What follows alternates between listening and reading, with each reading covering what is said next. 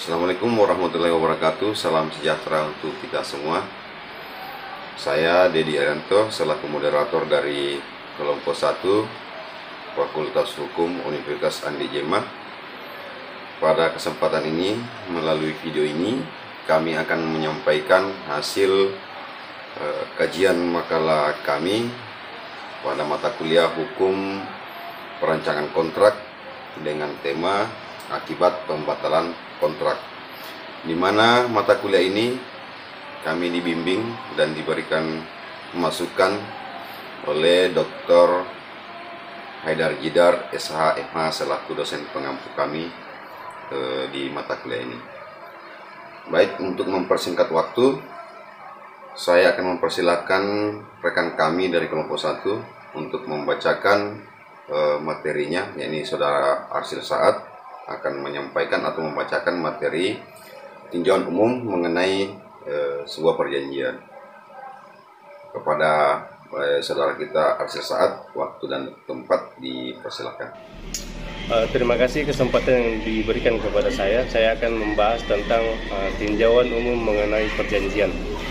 Perjanjian diatur secara konkret dalam buku 3 KUH Perdata tentang perikatan. Istilah perjanjian sering disebut dengan persetujuan yang berasal dari bahasa Belanda, yakni overeenkomst. Pengertian perjanjian diatur dalam pasal 1313 KUH Perdata, yaitu suatu perbuatan dengan mana satu orang atau lebih mengikatkan dirinya terhadap satu orang atau lebih. Selanjutnya saya akan serahkan kepada moderator.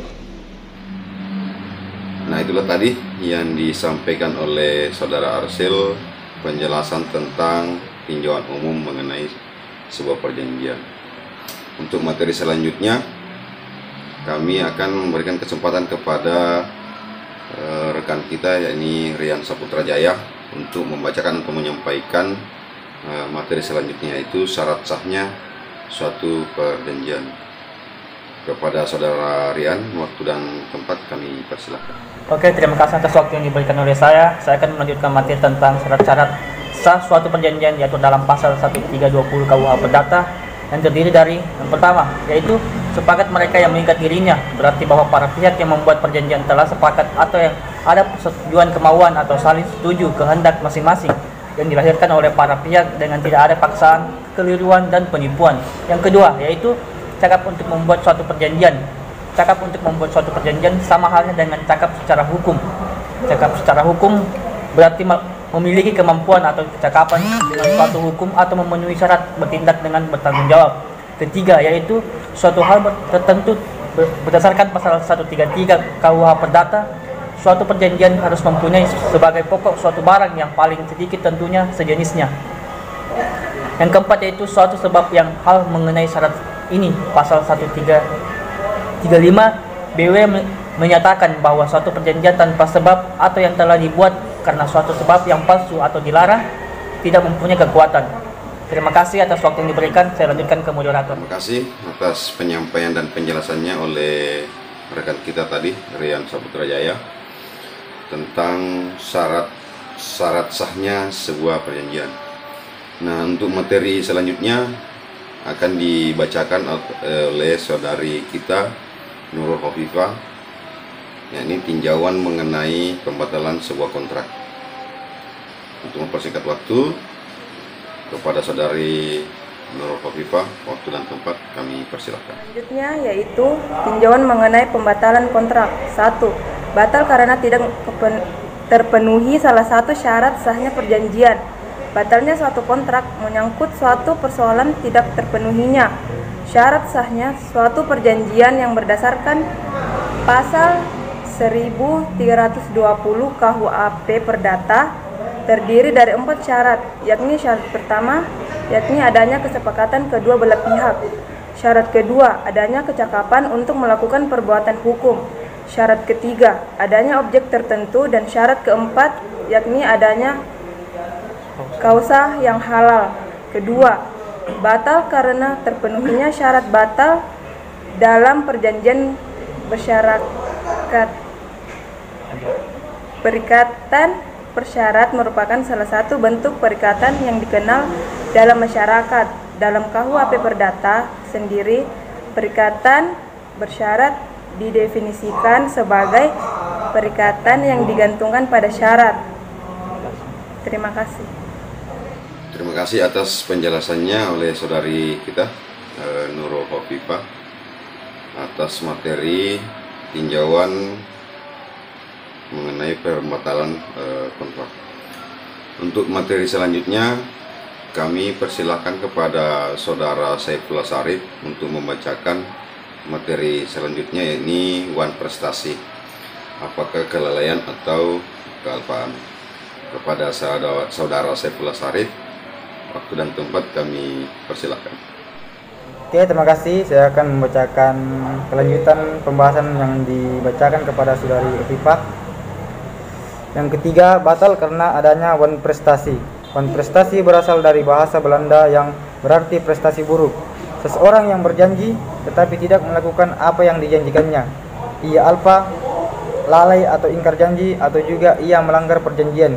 Bila ia melakukan atau berbuat sesuatu yang tidak boleh dilakukannya, maka ia dikatakan wan prestasi. Wan prestasi atau kelalapan dapat berupa 4 macam, yaitu tidak melakukan apa yang disanggupinya akan dilakukannya. Yang kedua, melaksanakan apa yang dijanjikannya tetapi tidak sebagaimana dijanjikan. Yang ketiga, melakukan apa yang dijanjikan tetapi terlambat melakukan sesuatu yang menurut perjanjian tidak boleh dilakukannya. Terima kasih. Baik, terima kasih atas penjelasannya oleh saudara Saifullah Sarif. Untuk materi selanjutnya kami berikan kesempatan kepada saudari kita Yusliana untuk melanjutkan materi yang disampaikan tadi oleh Saifullah Sarif, yaitu wan prestasi, apakah sebuah kelalaian atau kealpaan. Kepada saudari Yusliana, waktu dan tempat kami persilakan. Terima kasih atas kesempatan yang telah diberikan. Saya akan meneruskan materi dari rekan saya, yaitu nomor 4, pembatalan perjanjian bertujuan membawa kedua belah pihak kembali pada keadaan sebelum perjanjian diadakan.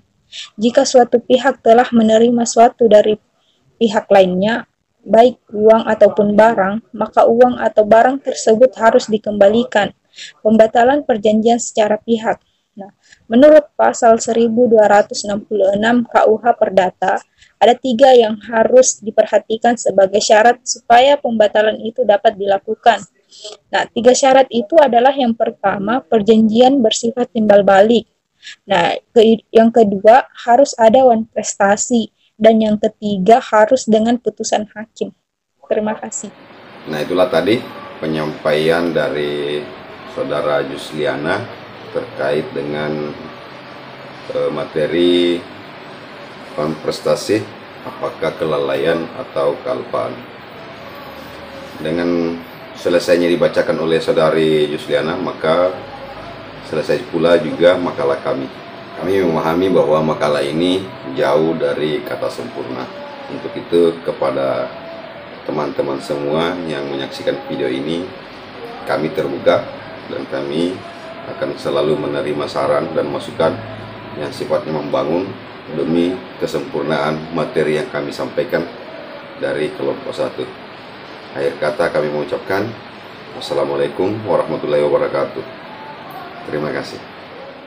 Salam Fakultas Hukum Universitas Anidema semester 6 kelas eksekutif.